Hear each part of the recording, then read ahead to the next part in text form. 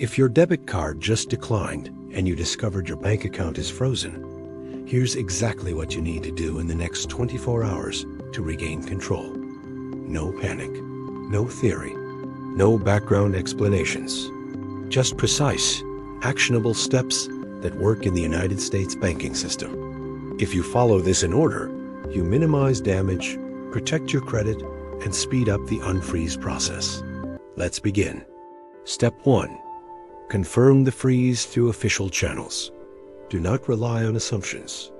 Log into your bank's official mobile app or website directly, never through a link in a text message. Look for alerts, secure messages, or account status notifications. Many U.S. banks, such as Chase, Bank of America, Wells Fargo, or Capital One, will post a restriction notice inside your secure message center. You are looking for language like account restricted, temporary hold, suspended for review, or debit freeze. Take screenshots immediately. Save the date and time.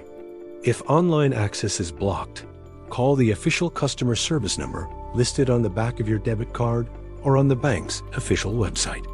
Do not Google random numbers. Confirm. Is this a full freeze or a partial restriction? Is it inbound only, outbound only, or total lock? Step 2. Ask the exact reason code. When you speak to a representative, stay calm and ask direct questions. What is the specific reason for the freeze? Is this related to suspicious activity, KYC verification, a legal order, negative balance, or compliance review? Ask for internal reference numbers. Write down the representative's name and employee ID. Ask, what documentation is required to resolve this? What department is handling the review? What is the expected timeline? In the United States, banks are often restricted from giving detailed fraud explanations, but they can tell you the category. Your goal is clarity, not argument. Step 3. Check for fraud alerts or identity verification requests. If the freeze is due to suspicious activity, log into your account and review recent transactions line by line. Look for unfamiliar merchant names, transfers you didn't authorize, Zelle or wire transfers you don't recognize, repeated declined transactions, or out-of-state charges. If you see unauthorized activity, say clearly, I would like to file a fraud claim. The bank may close the compromised account and open a new one. Ask whether provisional credit will be issued under Regulation E, which governs electronic fund transfer disputes in the U.S.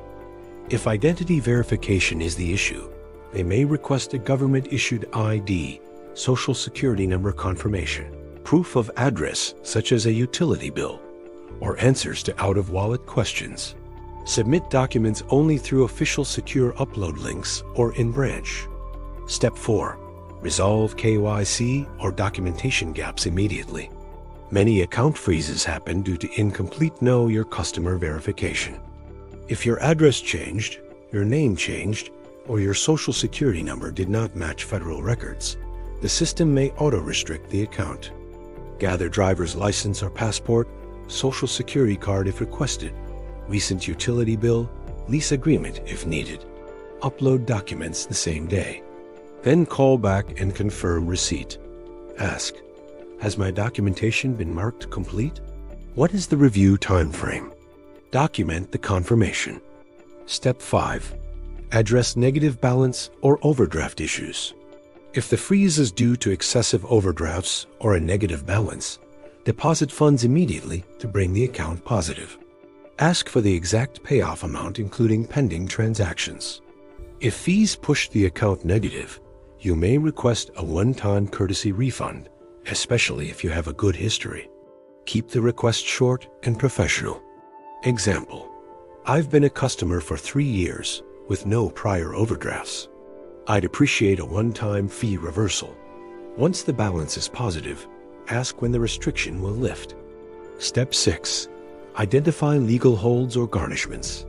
If the representative mentions a levy, garnishment, or legal hold, this means a court order or government agency instructed the bank to freeze funds. Common sources in the U.S. include IRS levies, state tax agencies, child support enforcement, or creditor judgments. Ask, which agency issued the order? What is the case number? What amount is being held? Banks cannot remove legal holds without a release from the issuing authority. Your next action is to contact the agency or attorney listed. If it is an IRS levy, you must work directly with the IRS to negotiate payment or release. Do not argue with the bank. They are legally obligated to comply. Step 7. Prevent payment failures immediately.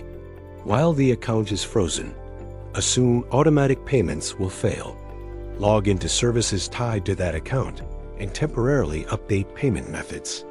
This includes mortgage or rent autodraft, car loan payments, credit card autopay, utilities, insurance premiums, subscription services. If you have another bank account, switch payments there. If not, call the companies and explain there is a temporary banking issue. Request short extensions if needed. Preventing late payments protects your credit score. Step 8. Protect incoming funds.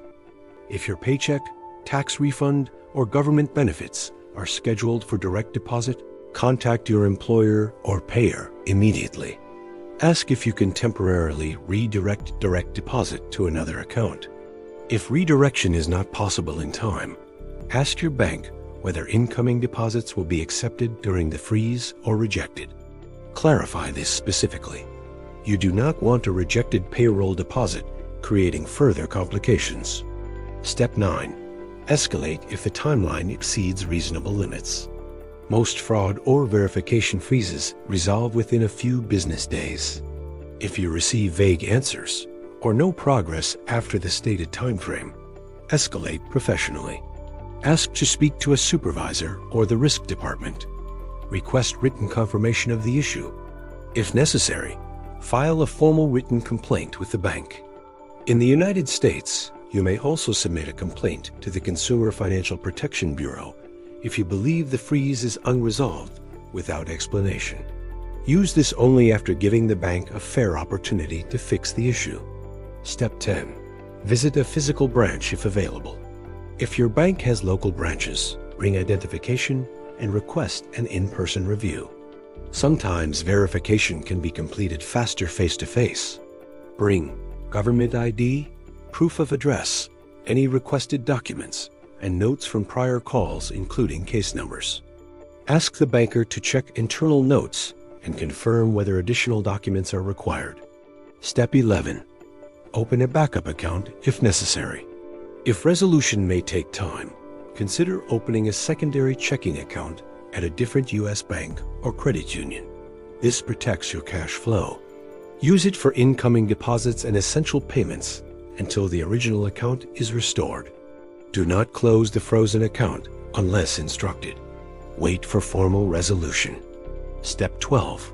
Monitor your credit reports.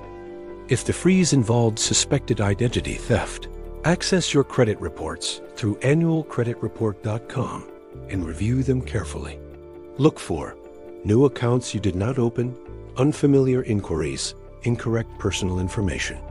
If identity theft is suspected, consider placing a free fraud alert with one of the major credit bureaus, Experian, Equifax, or TransUnion.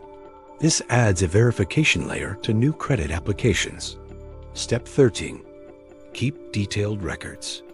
From the moment the freeze begins, maintain a simple log, dates of calls, names of representatives, case numbers, promised timelines, documents submitted. If disputes arise later, documentation protects you. Professional handling accelerates resolution. Step 14. Avoid high-risk actions during review. Do not attempt to push large transfers through another account tied to the same bank during an active investigation. Do not submit duplicate documents repeatedly unless requested. Do not threaten representatives. Calm, structured communication yields better results in compliance reviews. Step 15. Confirm the unfreeze in writing. When the bank confirms the restriction is lifted, log in and verify full functionality. Debit card works. Transfers process. Mobile deposits clear. Ask for written confirmation via secure message that the account is fully restored. Review transactions carefully for the next 2 weeks. Ensure no pending issues remain. Final reality check. A frozen bank account is serious, but manageable if handled immediately and methodically. Most cases fall into 4 categories: fraud review, documentation gaps, overdraft problems, or legal orders. Each has a defined resolution path. The key is speed, documentation, and controlled escalation. Panic creates mistakes. Structure creates solutions. If you found this useful, understand this. Most people never prepare for financial disruptions until they happen. This channel exists to give you precise control over situations like this. Most people never understand how these systems work. If you don't want to be one of them, subscribe.